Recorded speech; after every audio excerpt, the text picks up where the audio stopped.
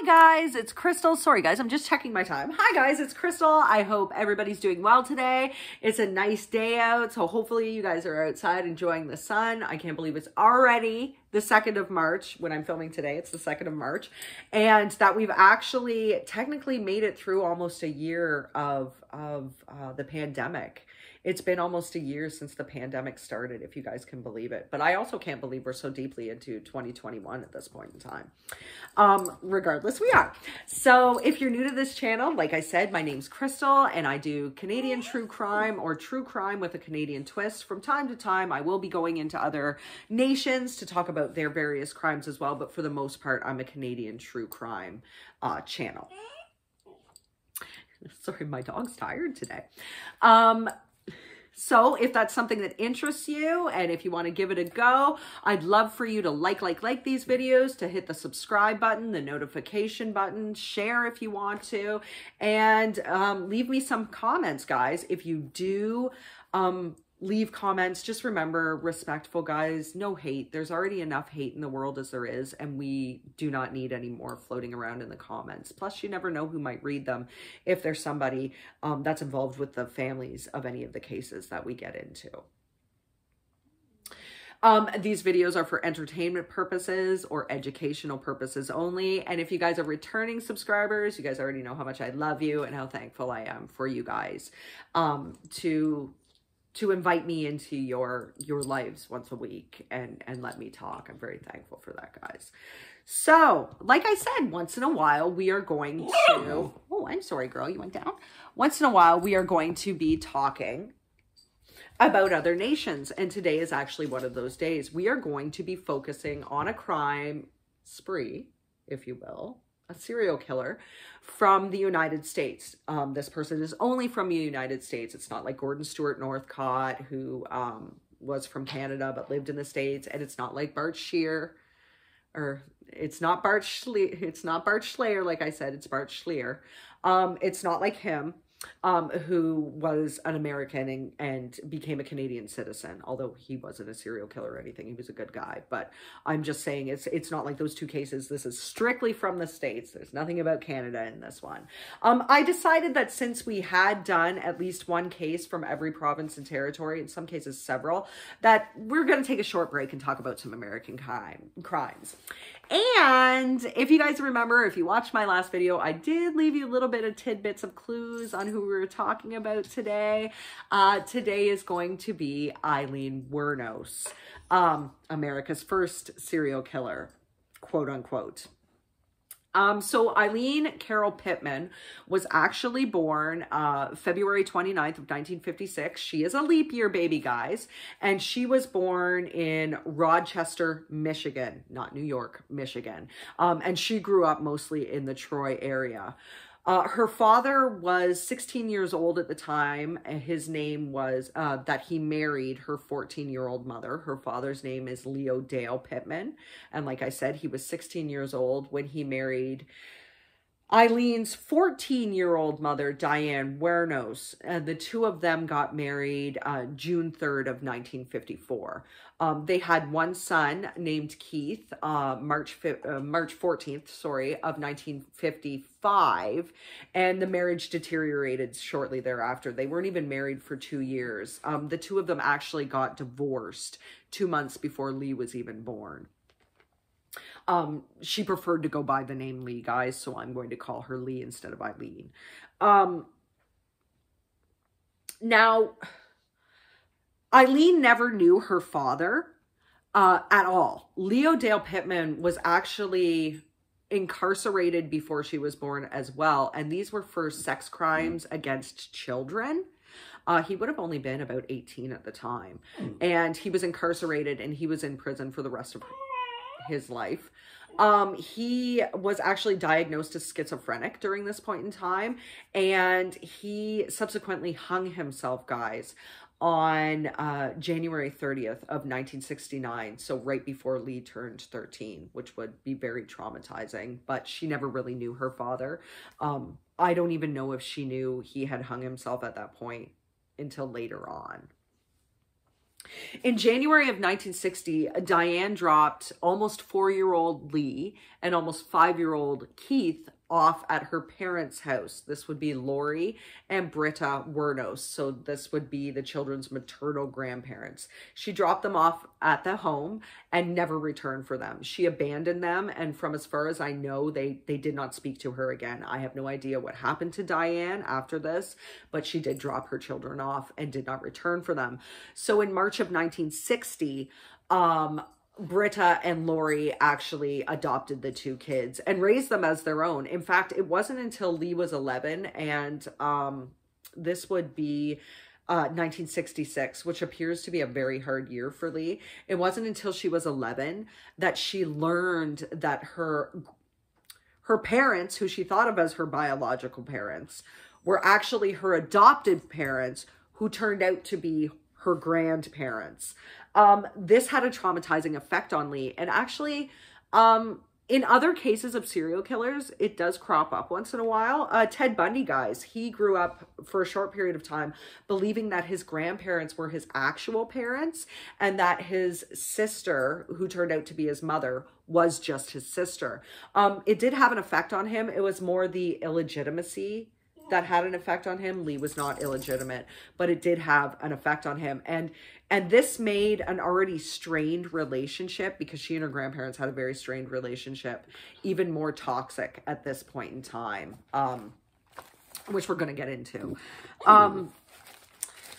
So allegedly, I have to say allegedly, just give me 1 second, guys. My dog needs to go out. So come along with me. Come here, girl.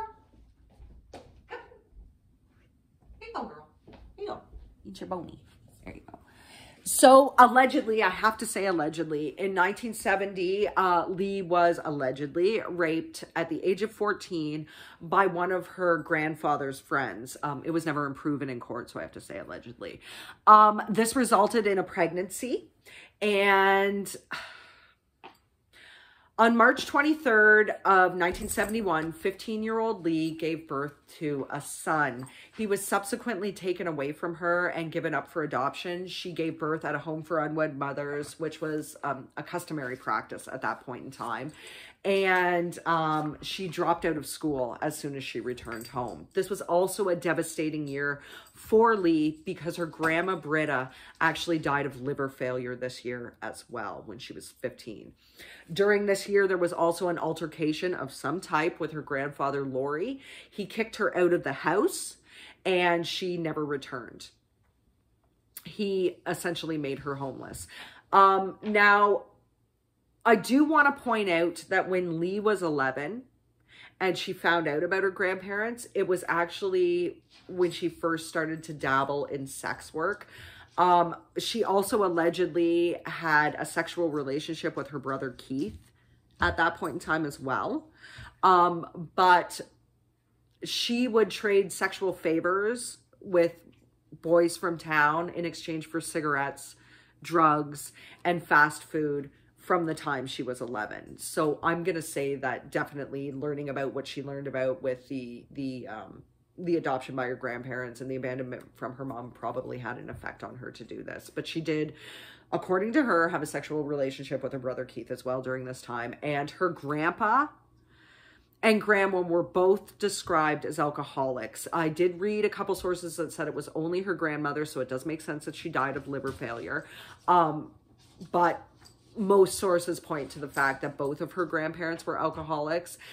She did also start to tell people around this point in time, it does seem at age 11, that her grandfather physically and sexually abused her, and he would force her to strip naked before he beat her.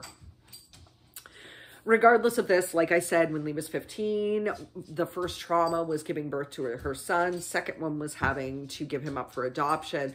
Third one, dropping out of school. Fourth one, the death of Britta. Fifth one, the fact that her grandfather, after an altercation of some sort, kicked her out of the house and she was ostensibly homeless. This was when she actively started to prostitute herself. This was when she actively became a prostitute at the age of 15. She had no means for survival. She had no home. She had no transportation. She wasn't even old enough to drive. She had no way to get a job. She had no experience. This was the only thing she knew. And so she actively started using prostitution as a way to survive, guys. I also heard that she would, at certain points in time, live in the woods near her childhood home, near her grandpa's residence, from time to time.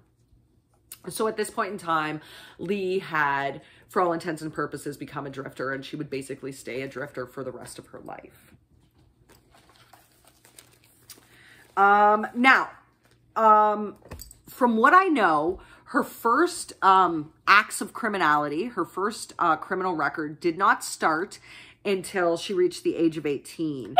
This is the first documented arrest anyway, and it would have been May 27th of 1974. She was arrested for assault, disorderly conduct, and oddly enough, so from what I've heard, it was driving under the influence, disorderly conduct, and shooting a .22 caliber gun while a vehicle was in motion. So shooting a .22 caliber gun basically out of the window of a moving car. She was arrested in Jefferson County, Colorado, and she also had more charges against her because she failed to appear in court on the previous charges. Lee, at this point in time, was also starting to collect quite a few aliases. She was known to use Sandra Kretsch, I hope I'm saying that right, Susan Lynn Blahovic, Lee Blahovic, Cammie Marsh Green, and also Lori Christine Grody. These were the aliases she was known to use. In 1976, at the age of 20, Lee hitchhiked her way to Florida. And while she was there, she actually met a wealthy yacht club president named Louis Gratz Fell. I'm guessing at this point in time that Lee was drawn in by the money, but it may have also been the security aspect of it. It seems to be more the money, thinking that he was an easy target. But regardless, whirlwind relationship, guys. Within weeks, they were married to each other.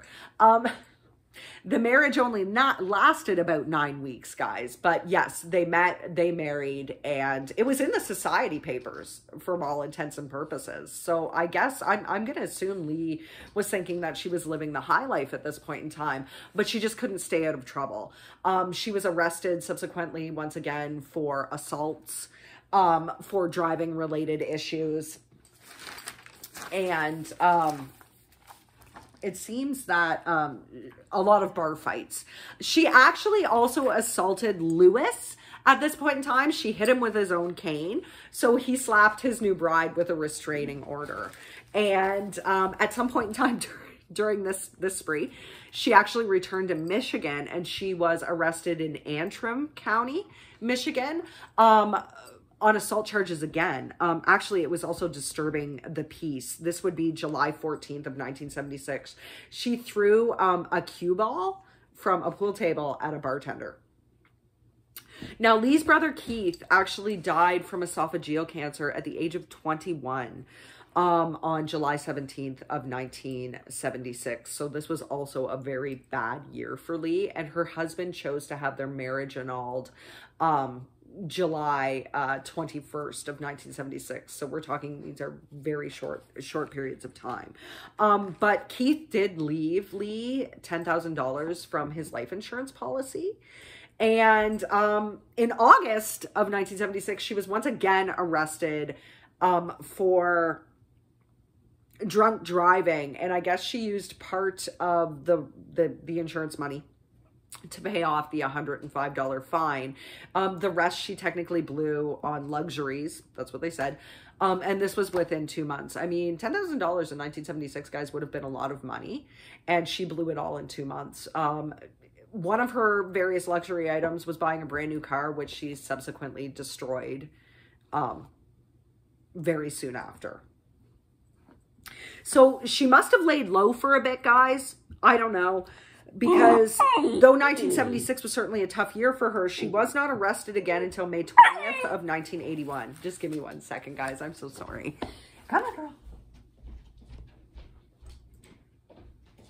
Come on, girl. Come on, Lolly.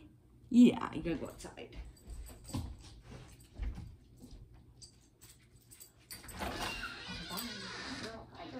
No, no, no. Yeah, there you go. There you go, girl.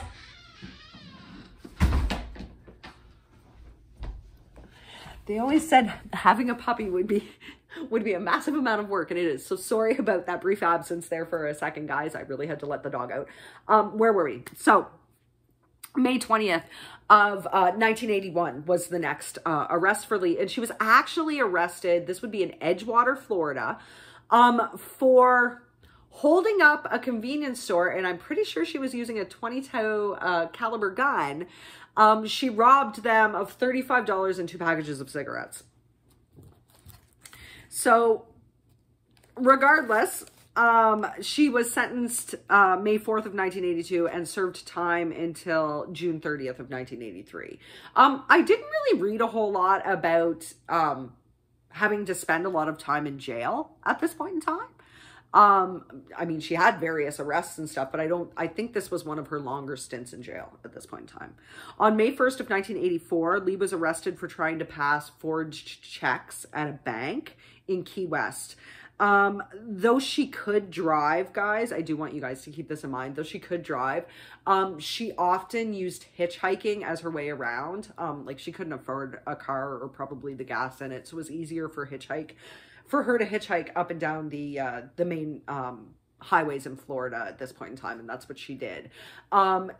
She kind of used it as a cover for her prostitution, like, you know, going out and putting up the thumb is a lot easier than showing leg or having to walk up and down a stroll. So, you know, if they took her up on her offer, that was great, and if they didn't, they were giving her a ride somewhere.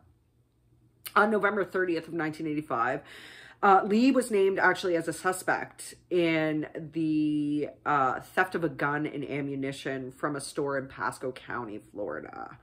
On January 4th of 1986, Lee was arrested in Miami. So this is actually 4 hours away from Pasco, 4 and a little bit of hours. And Pasco County is actually 6.5 hours, or Pasco County is actually quite far from Key West, and Key West was actually 6.5 hours from Edgewater. So she did use hitchhiking as a way to get around, guys. On January 4th of 1986, Lee was arrested in Miami and charged with car theft, resisting arrest, and obstructing justice. The last charge was because she was trying to use ID of her aunt's. So this would be her real aunt. She was trying to use her aunt's ID and pass it off as her own ID. She was essentially impersonating her aunt. Officers found a .38 caliber gun and ammunition in the stolen car that she was driving around in. She was actually initially arrested for car theft at this point in time. So they did find this stuff in the vehicle. I don't know if she served jail time for it, guys. I didn't read that. She was arrested again in 1986 on June 2nd in Volusia County, which is actually 3 hours and 40 minutes from Miami. And questioned because a male companion, we're going to call him that, said she pulled a gun on him and demanded $200 from him in cash.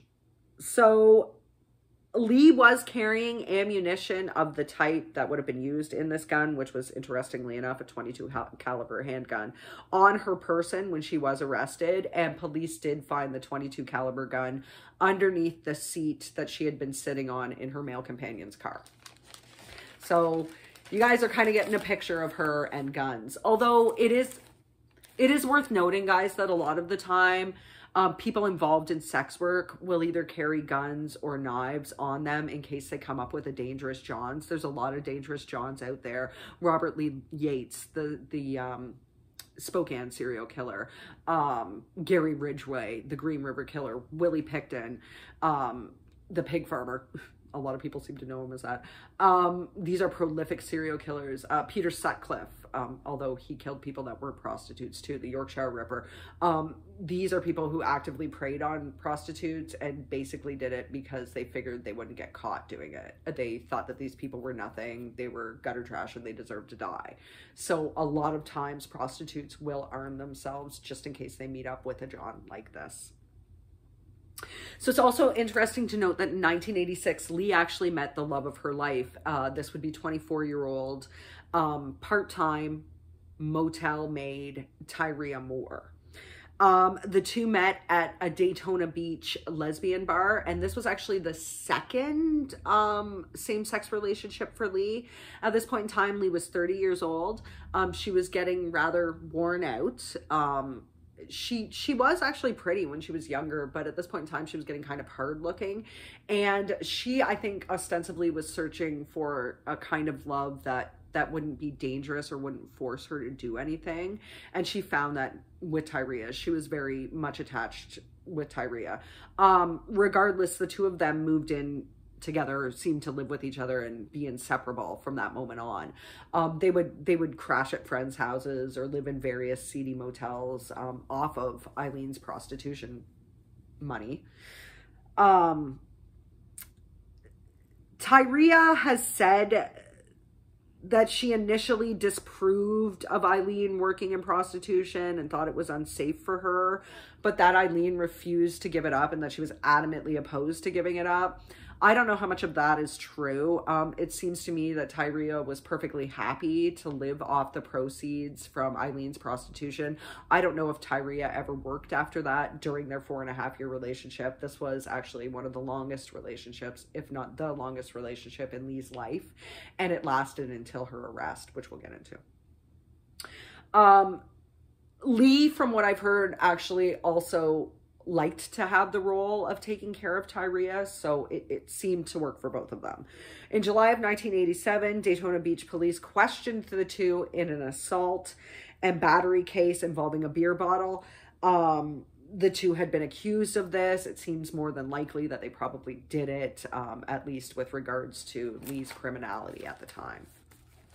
On March 22nd, 1988, Lee accused a bus driver of assaulting her. The two had apparently gotten into some type of confrontation on the bus, and he pushed her out the bus doors. And Tyria was supposedly a witness for this, and she gave evidence on Lee's behalf. Whether this really happened or she was just fronting for Lee, who knows, but that's what's said about that.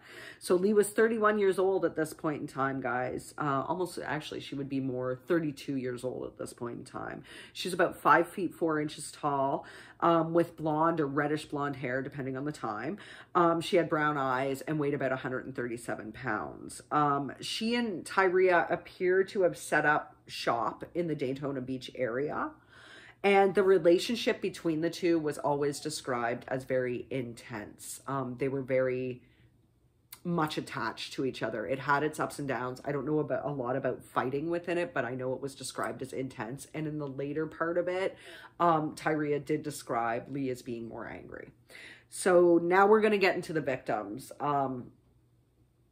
The first one was a Clearwater electronics shop owner named Richard Mallory. He was 51 years old at the time. He was white.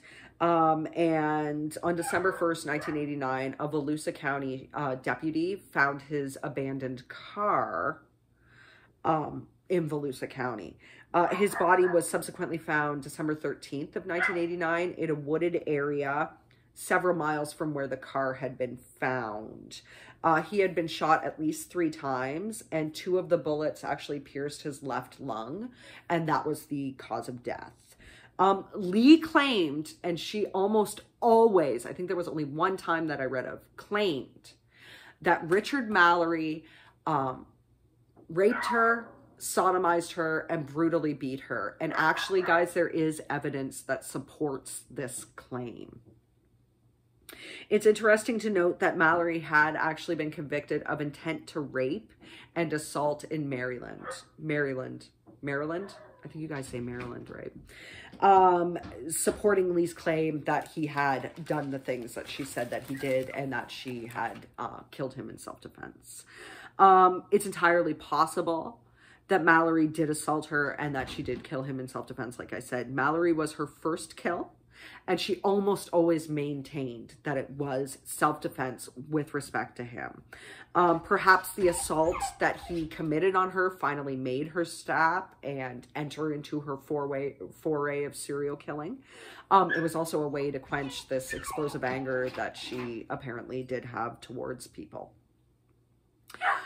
Mallory had been committed to a maximum security prison it provided rehabilitation for sex offenders. So this was from 1956 to 1962. He was actually treated and observed because of his criminal charge of intent to rape and also assault. In 1961, he was, and this is to quote the actual prison psychiatrists, quote, observed of Mr. Mallory that he possessed strong sociopathic trends, end quote. So obviously this evidence was not allowed in court. The victim is not on trial. The defendant is, so they don't allow this stuff into court, or they didn't at that point in time. And this kill technically started Lee's life as a serial killer, guys, for all intents and purposes. I'm thinking to myself, it's entirely possible that she killed the others maybe because they acted like him. It triggered something, maybe because they looked like him, because they drove similar cars. Something triggered her to kill the other 6 men, which we are going to get into. It's also interesting to note, though, guys, that she was still actively working as a prostitute to support herself and Tyria at this point in time, and that she didn't kill each and every John she met up with. So it had to have been something about the other 6 men that triggered her. So David Andrew Spears was 43 years old, and he was a construction worker at Winter Gardens. His body was found June 1st of 1990, but he was actually reported missing May 19th of 1990. His body was found along Highway 19 in a wooded area, in Citrus County. He was almost entirely naked when he was found, except for like a baseball hat. And he had taken 6 bullets to the torso, guys. And this was from a .22 caliber gun. Her next victim was Charles Edmund Carskaddon. He was a 40-year-old part-time rodeo worker. His body was found just a few days after David's on June 6th of 1990. This would be in Pasco County, Florida. And he had been shot a total of 9 times. This would be with, they said at least a .20 caliber handgun. So more than likely the .22, but 9 times, guys. In mostly the lower chest and the upper abdomen. He was also wrapped in an electrical blanket. So his body was pretty decomposed when they found him. I mean, he was wrapped in an electrical blanket in the Florida heat. So he was pretty decomposed. But they were able to tell he was shot with at least a .20 caliber weapon. Lee then pawned a gun that actually belonged to Charles Carskaddon and was seen driving his car, in possession of his car as well by witnesses. Troy Eugene Burris was 50 years old and a sausage salesman from Ocala, Florida. He was reported missing July 31st of 1990. His body was found in a wooded area along Highway 19 in Marion County this time. He was pretty decomposed once again at this point in time, and he was found August 4th of 1990. He had been shot at least twice, according to evidence.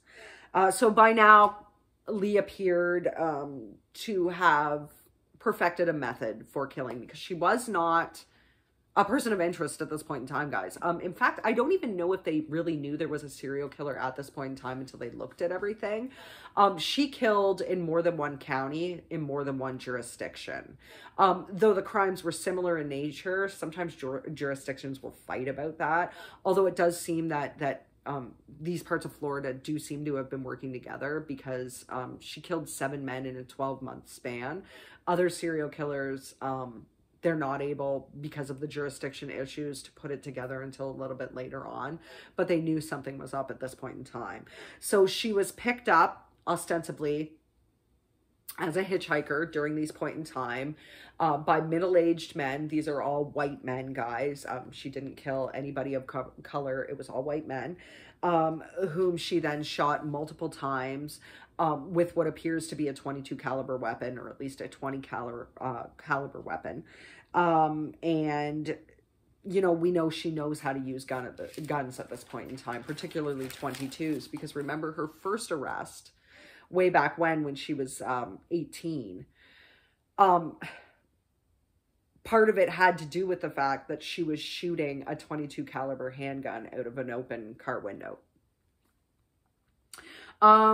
Charles Richard Dick Humphreys was the next victim. He was 56 years old and a retired Air Force major, as well as a retired police officer. He was also a Florida State child abuse investigator, guys. And his body was found September 12th of 1990. From what I've heard, he was actually killed September 11th of 1990, guys. That's what I've read. He was actually fully clothed, and this may have been due to the fact that when she, you know, was rifling through his wallet, she found out he was a police officer, or had been a police officer. Either that, or maybe he told her. There must have been some indication. However, he was fully clothed when he was found. And he was shot 6 times in the head and the torso. His car was later found in Suwannee County. Sorry.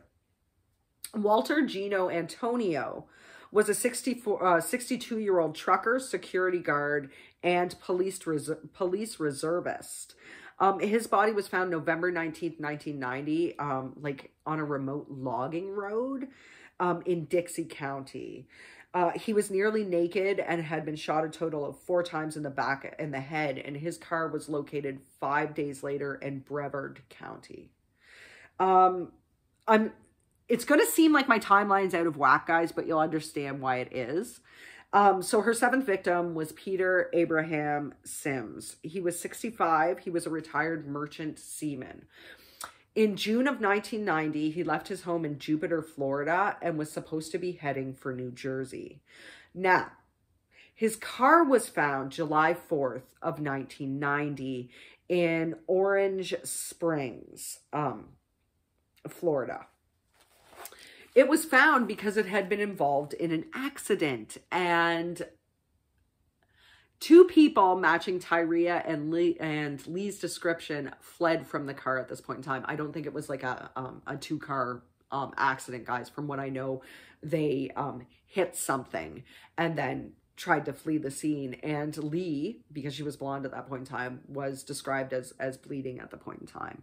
But they had witnesses that saw this accident and saw the 2 of them leaving. And the witnesses were able to describe the 2 and also provide names. So I'm guessing maybe they told somebody their names. However, knowing Lee, she more than likely used one of her aliases. So sketches were obviously made of the 2 and the names given out. And this started an actual active media campaign to find these 2 women, because this car was registered to Peter Sims, who didn't show up in New Jersey. So they obviously knew that something was up. A palm print on the interior door handle inside Peter Sims' car actually matched Aileen Wuornos' prints. Obviously, she had been arrested many times in Florida, so they actually had her handprint, her palm prints, her fingerprints on file. His body, the reason why I leave him until the end, Peter Sims, is because his body has never, even to this day, ever been found. Lee also had pawned items belonging to Richard Mallory and Walter Antonio at various pawn shops in and around Daytona Beach. When they do this, they give you like a card, and her fingerprints were actually found on the pawn shop cards. They must have had to print her for this. So her fingerprints, of course, matched her fingerprints on file for Florida. for the judicial system in Florida, but it also actually matched the palm print in Peter Sim's car. So they were able to put together that it was Aileen Wuornos that they were looking for at this point in time. Lee was arrested January 9th of 1991 at a biker bar called The Last Resort. This was in Volusia County. And she was arrested on outstanding warrants. Could have been due to the assault the two were questioned in. It could have been due to any number of things. It could have also been due to the fact that they had, you know, been in the accident with Peter Sim's car, although no mention of murder was made at that point in time. Tyria, interestingly enough, our good old friend Tyria, had... probably due to the intense media scrutiny, had hightailed it to Pennsylvania at this point in time and was living with her sister. It's interesting to know, guys, that she is actually fairly reclusive. As far as I know, she still lives in Pennsylvania, but she doesn't like to talk about any of these things. And she does not give interviews at all. She may have in the past, but she doesn't now. Though she claimed to have no knowledge about the murders other than Richard Mallory. According to Tyria, Lee did admit to killing Richard Mallory to her, but she claimed to have no knowledge of the other murders, even though, I mean, cars were showing up and Johns aren't known to give cars to sex workers. And all of these weird items that they were pawning were showing up. And she never questioned it. That seems a little weird to me. It seems a little odd. To me, it would seem like she knew. Anyway, according to her, apparently she told people that she told Lee not to let her know too much about the crimes because she didn't want to be implicated for the crimes herself. So if that isn't her trying to save herself from all this, I don't know what is. So we don't actually know to what extent she was involved in any of this stuff, guys. But we do know that she did know about Richard Mallory's murder and the pawning of his things.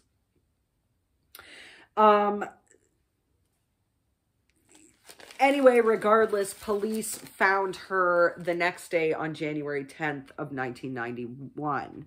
And she agreed to get a confession for Lee on the murders in exchange for full immunity against any charges she might face. Now, technically speaking, guys, she was an aider and abetter.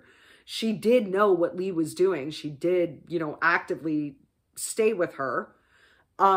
She did not tell anybody. She never told anybody about what was going on at the time. She never tried to save herself that way. If she was, you know, so concerned. She let Lee prostitute. She was actively okay with taking the money from prostitution at this point in time. And, you know, from the murders at this point in time, she went with her to pawn all this stuff. She was in Peter Sim's car.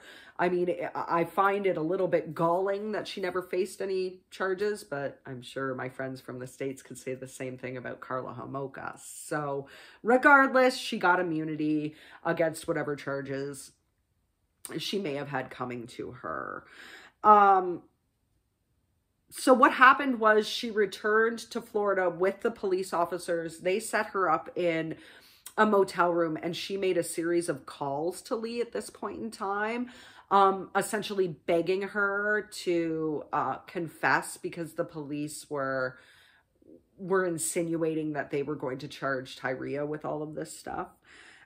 She wanted Lee to help her clear her name, so to speak. And on January 16th, in what I believe is the 6th phone call between the two, because Lee didn't talk about them before then. She would say, you know, nothing happened, or she'd talk in code.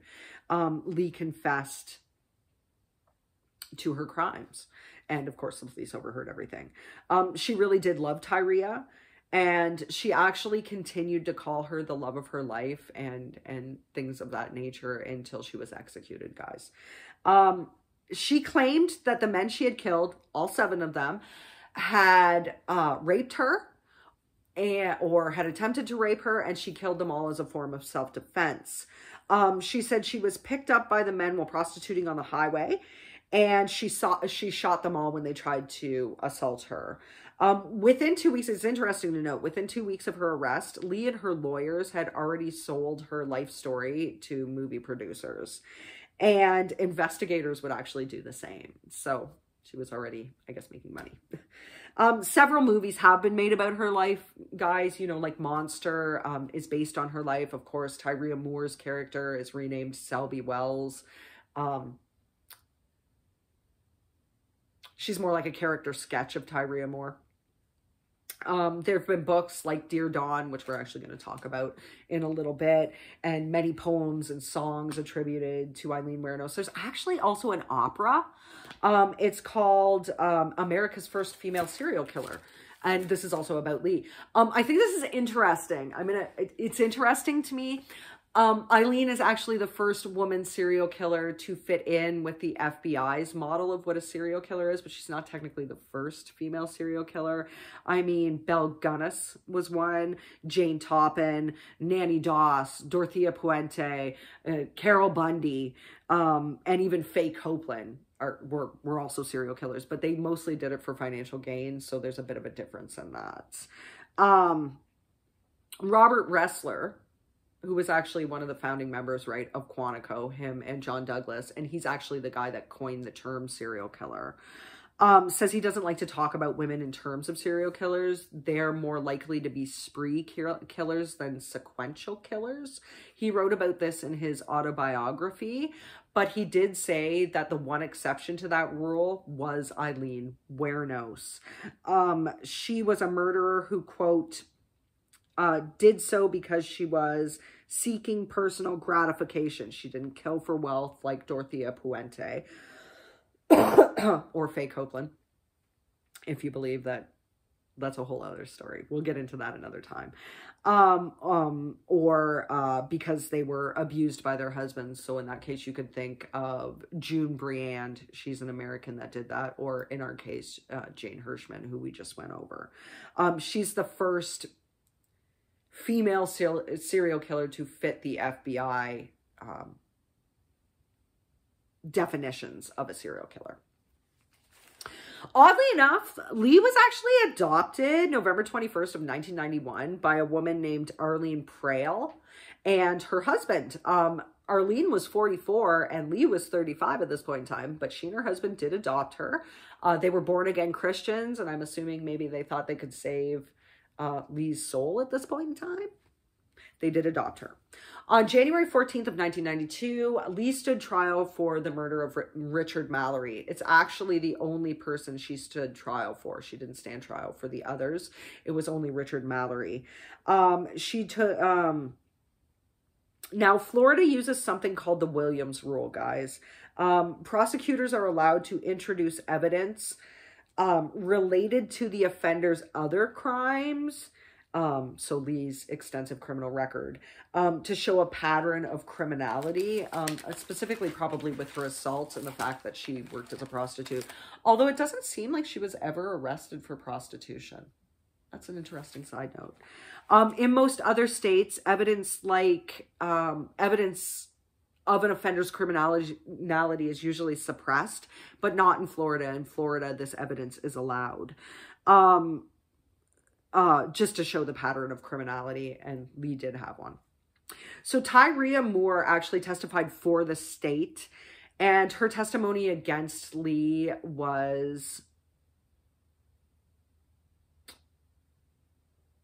very useful in the way to convict her. It actually helped convict Lee. She was convicted on January 27th of 1992, despite the fact that Mallory had a criminal record.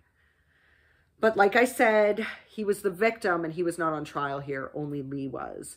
And that he was, despite the fact that he was described as having sociopathic tendencies. But regardless, her plea of self-defense was rejected and she was found guilty for the murder of Richard Mallory. And she was sentenced to death on January 21st of 1992.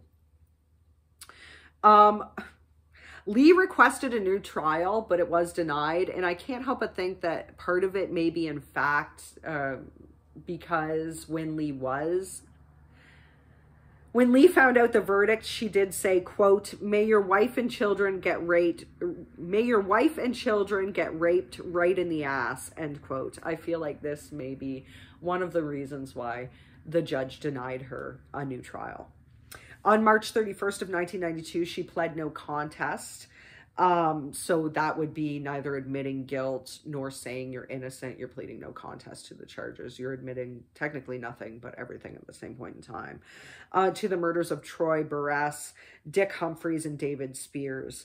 She said she wanted to, quote, get right with God, and, quote, I wanted to confess to you that Richard Mallory did violently rape me, as I've told you, but these others did not.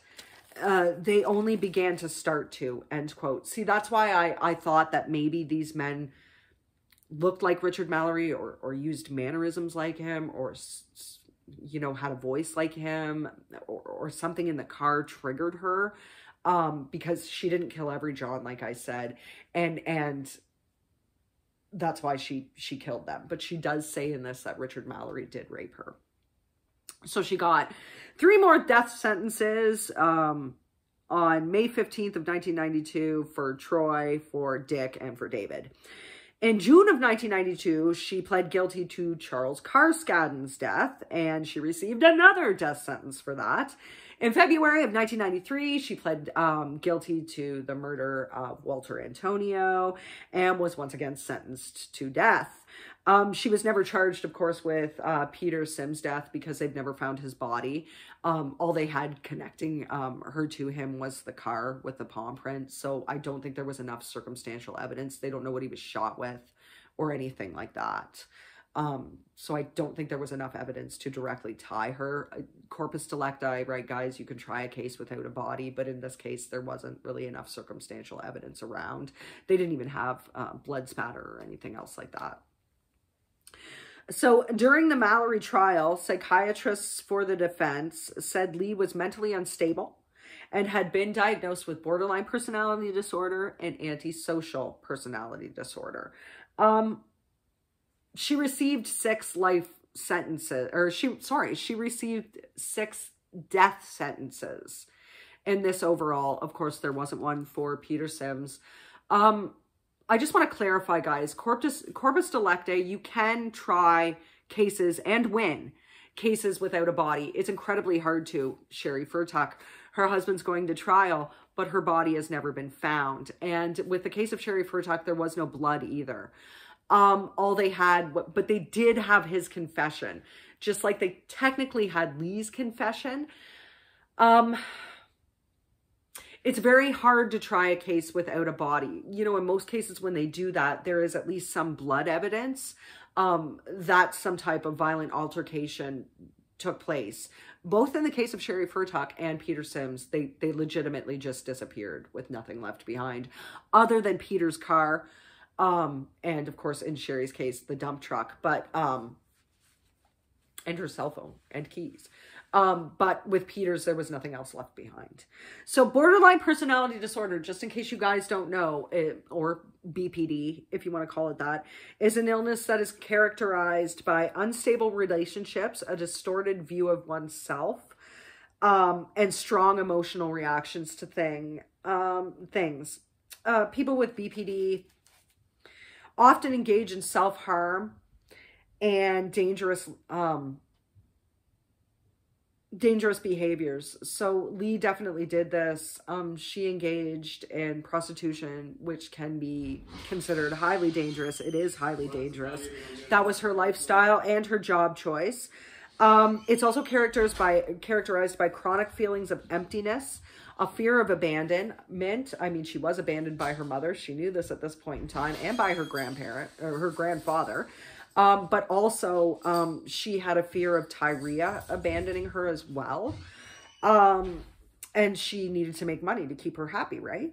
There's a detachment from reality and inappropriate anger outbursts in borderline personality disorder. The illness can be triggered by events which other people think of as normal. So riding in a car with people. This is why I kept saying triggered. Maybe being in the cars with these other people, the other 6, reminded her of Richard Mallory, and so she shot them as well. But maybe Richard Mallory reminded her of her grandfather, and she was triggered like that. Regardless, she was triggered by something, and of course did kill 7 people. This disorder typically begins in early adulthood. And if you guys remember Lee's Criminality, she started getting arrest records at the age of 18, which is technically speaking the legal age of majority. It's also characterized by substance abuse, depression, and eating disorders. They're strongly associated with borderline personality disorder. And risk factors include a family history, trauma, which Lee, in childhood, which Lee definitely suffered from. We know her childhood was traumatic, and abuse. It can't be cured, guys. Borderline personality disorder is not something that can be cured, but they can use medications to lessen the symptoms. Antisocial disorder is also called sociopathy, right? We've heard about this. A sociopath, guys. So it's characterized as a long-time pattern of disregard for or a violation of other people's rights. The sufferer usually has little or no conscience, which is, that's often apparent. They have a history of legal problems, and we know that Lee definitely had an extensive criminal record. An impulsivity, which we know that Lee had, like she blew that $10,000 that her brother left her within 2 months. She impulsively married a man who was 69. So what's that, 49 years older than her when she was 20, that she barely knew. Like she and Lewis didn't really know each other. So definitely impulsivity and aggressive behavior. So remember, she was arrested a lot of different times for assaults. It often shows up in childhood or early adolescence. So this would coincide with Lee's first forays into prostitution. And it shows a pattern of pervasive deviance. Lee does have definitely a long rap sheet. Deception is also one of them. And we know that Lee is known to lie. She uses various aliases. Impulsivity, irritability, and Tyria did say that towards the end she was getting angrier. Recklessness, and a callous or unemotional attitude. Risk factors, once again, include family history, and her dad did have schizophrenia. That's not the same, obviously, but she does have a family history that includes mental illnesses in them. Not the same as the ones we're talking about, but they do include that. And poverty is also another risk factor, and we know that Lee lived most of her life in abject poverty. So Lee actually did tell several different stories about the murders. Sorry, excuse me, guys. She initially said all 7 of the men were killed in self-defense because they had either raped her or had tried to rape her. She then recanted the self-defense and said she did it to rob them and leave no witnesses. She once again recanted a little bit later on, telling filmmaker Nick Bloomfield, who made a couple different movies, they're more documentary style, about Aileen Wuornos, her life and her death as well. And she had extensive interviews with him. At one point in time when the camera was turned off, she said that she had killed them, all of the men, in self-defense, but she could no longer stand being on death row. At this point in time, she had been on death row for 10 years and she just wanted to die. So she was going to say she robbed them and didn't want to leave witnesses. So Lee also scored a whopping 32 out of 40 on the psychopathy checklist. Anyone who scores a 25 and above is considered to have the characteristics of psychopathy. So it's interesting to note we've got borderline personality disorder, antisocial or sociopathy, and psychopathy in the mix. She was incarcerated at the Florida Department of Corrections, Broward Correctional Institution, because they have a woman's death row, but she was later transferred to Florida State Prison when it was time for her to be executed. She did appeal to the U.S. Supreme Court in 1996, but it was denied. And in 2001, she sent in a petition to the Florida Supreme Court, saying that she was going to fire her lawyers and asking them to stop all the appeals process. She said, quote, "I killed those men, robbed them cold as ice, and I'd do it again too. There's no chance in keeping me alive or anything because I'd kill again. I hate crawling through my system. I am so sick of hearing this she's crazy stuff. I've been evaluated so many times. I'm competent, sane, and I'm trying to tell the truth. I'm one who seriously hates human life and would kill again," end quote. Her lawyers actually argued against this, but Lee insisted that it was the truth, and actually a panel of psychiatrists agreed with her. In 2002, Lee started to complain about the conditions at the prison. She said basically that the staff were trying to do things like poison her, make her cuffs too tight, and subject her to strip searches whenever they felt like, things of this nature. And there's more that she accused them of as well, in an attempt to drive her crazy so that she would kill herself before Florida had a chance to kill her. She made these claims. She also said that they wanted to rape her before they executed her. Her lawyer said that she just wanted humane treatment while she was still incarcerated before her execution, and that, quote, "she believes what she's written." So at this point in time, she definitely believed everybody was against her, and she believed the things that she was saying. So like I said, it was during this point in time, late 2001, early 2002, like in 2002, that she gave these interviews, which were made into documentaries, to Nick Broomfield. She talked about, quote, "being taken away to meet God and Jesus and the angels and whatever is beyond the beyond," end quote. So this could have been maybe due to the fact that Aileen had adopted her and was a born-again Christian. In her final interview, she said the abuses within the prison had gotten worse, and that they had gotten worse in an attempt to drive her insane. And she then turned on Nick Broomfield himself, saying, quote, "You sabotaged my ass. Society and the cops and the system. A raped woman got executed and was used for books and movies and crap." Her final on-camera words, guys, were, quote, "Thanks a lot, society, for railroading my ass," end quote. Lee's friend, Don Botkins, who she had actually been friends with since childhood, and who she wrote back and forth to on death row. These are the letters that subsequently make up the book, Dear Dawn. I have the book. It's a pretty good book if you guys do want to read it. This is Aileen Wuornos basically in her own words. So, they did visit each other while Lee was in prison as well. Like, they wrote to each other during the whole time that she was on death row, as far as I know. And it was actually Dawn that told Nick Broomfield later on that these words were directed to society and the media in general, not just Nick. So he should feel better about that, I guess. Lee was executed October 9th of 2002. She rejected a last meal. Apparently, you can have a last meal of anything that's like $20 and under. Lee rejected this and chose to just have a cup of coffee. From what I've heard, the cup of coffee was actually black as well. She didn't have any sweetener or creamer in it.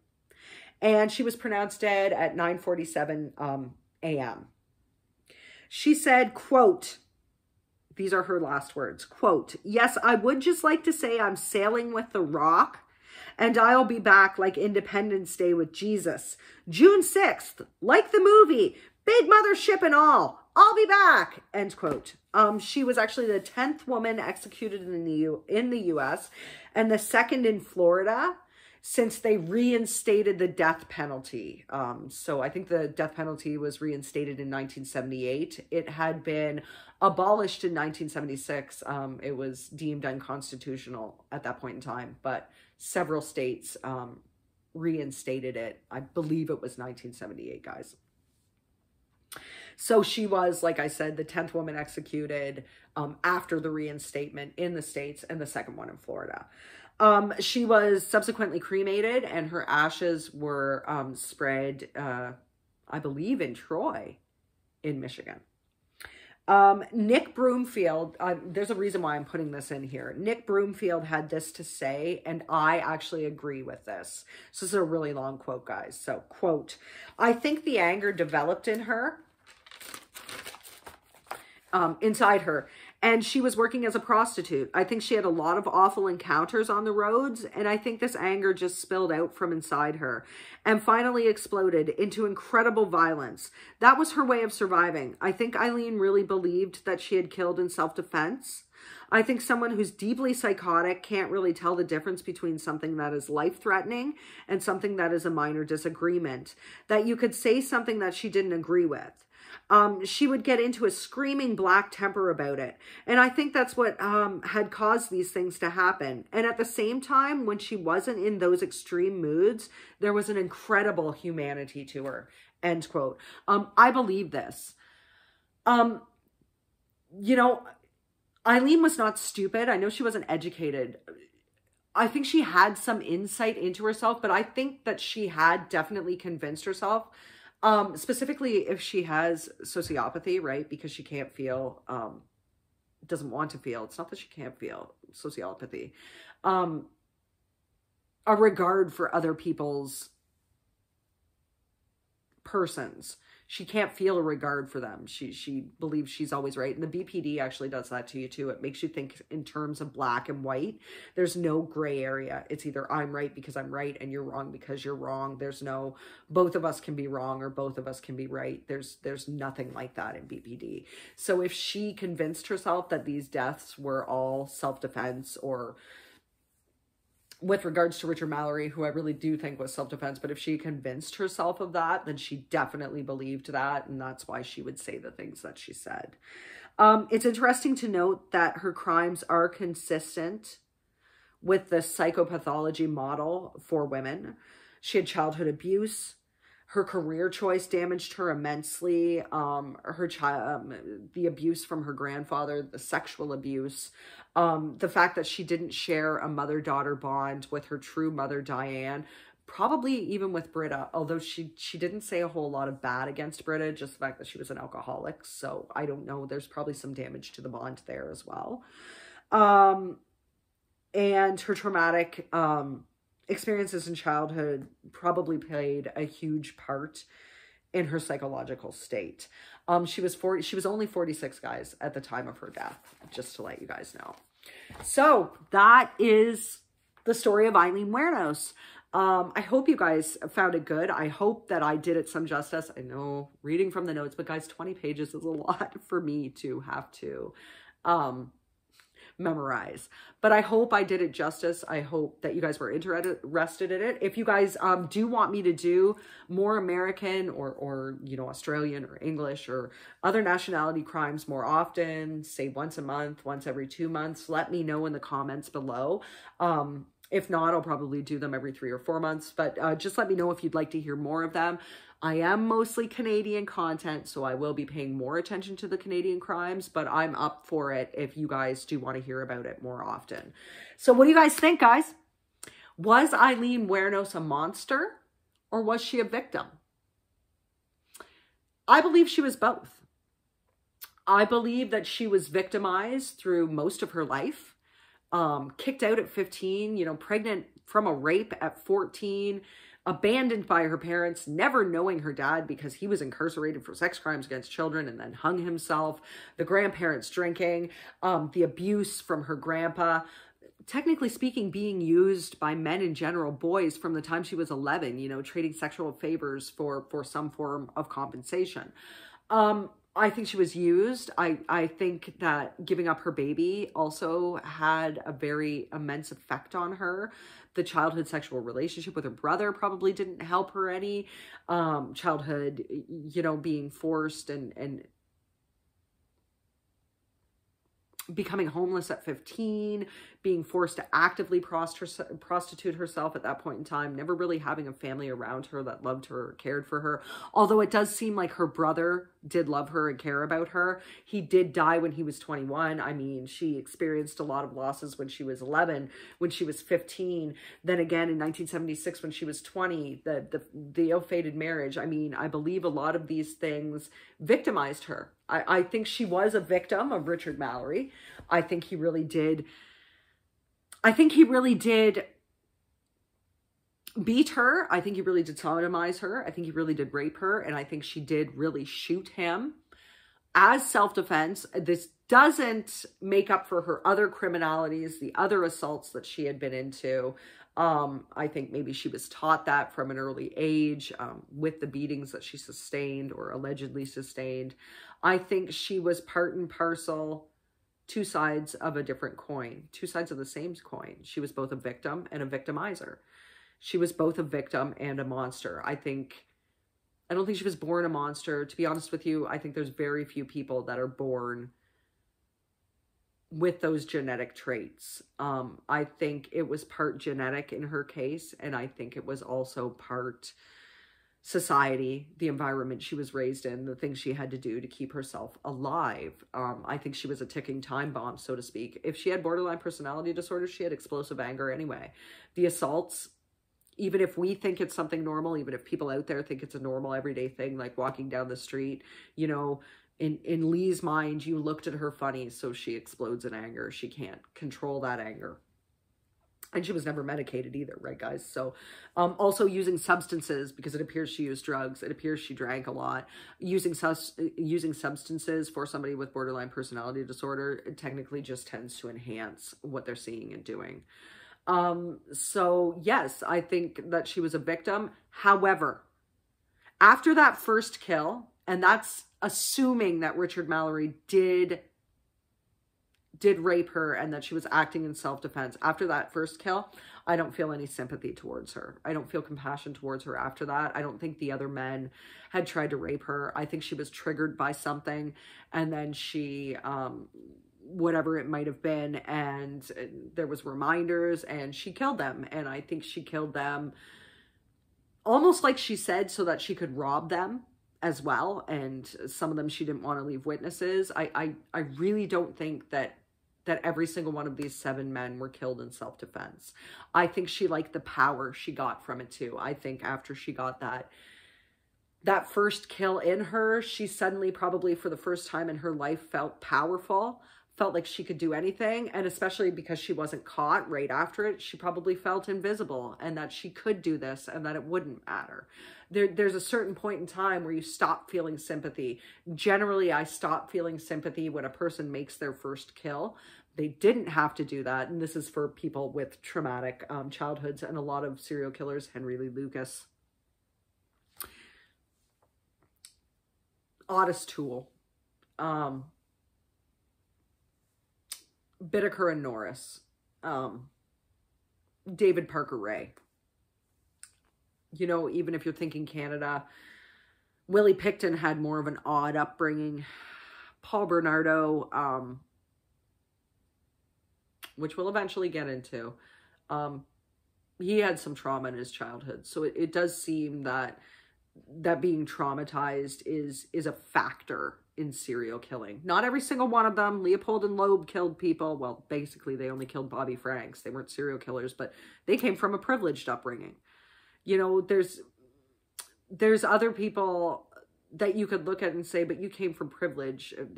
You know, Ted Bundy even, I know he had the anomaly of believing that his mother was his sister for a long point in time, but it seems like he didn't have a terrible upbringing, that he was loved, and that he wasn't beaten or abused or anything like that. He still went on to kill. Now he cited that specific instance and also the illegitimacy that were triggering factors for him, but still he had a fairly normal upbringing and he still chose to kill. You know, so what do you guys think? Do you think Lee was a victim? Do you think that she was a psychopath? Do you think that she was a monster that would have always done this? I think she has psychopathy traits and sociopathy traits. So I think that, you know, her first kill tended to bring them out more, and she acted upon them more. Do you guys think that Lee had mental illness, or do you think that she was using that as a cover at all? I don't think she was using it as a cover. I mean, mental illness does seem to run in her family to some extent, so does substance abuse. So I really do believe that. And from some of the quotes, especially some of the quotes towards the end, it seemed like she was getting a little bit more paranoid too. I do tend to believe that she was suffering from mental disorder. Do you think she actually acted in self-defense? Do you think Richard Mallory's death was self-defense? Do you think the others were self-defense? Do you think Richard Mallory's was self-defense and the others were from power and the ability to rob them? Do you think they were all like that? Do you think she had other victims that we don't know about? Do you think Peter Sims was killed just by Aileen alone, or do you think Tyria had something to do with it? Do you think Tyria was involved in any of these things at all? Peter's is the only body that they didn't find. Aileen left the rest of them out in a fairly similar manner. I'm just saying, I don't know for sure. Just tell me what you guys think. Leave your comments down below. I think she was an extraordinarily bruised, damaged, used person. I think she felt betrayed by society. I don't want to say society betrayed her. I think she felt betrayed by society. Certainly she fell through the cracks, but it was, you know, the late 60s, early 70s. So people were not as knowledgeable about child abuse or anything like that at that point in time. It was mostly kept quiet. So I think she was both. I think Aileen Wuornos definitely was both sides of the coin. I think she was a victim in some respects who became a monster. But let me know what you guys think. And of course, just for, you know, fun's sake, I will show you some pictures. Just give me 1 second, guys.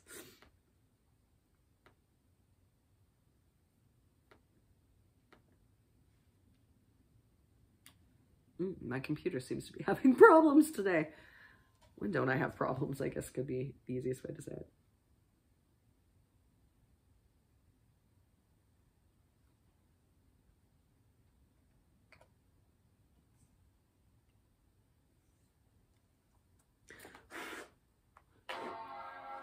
Sorry, guys. Sorry. I didn't mean for it to take so long.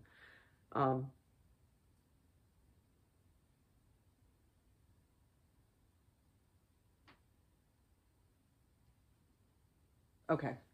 Apparently that's not going to load as correctly as I wanted it to. So just give me 1 second. I will return with a picture.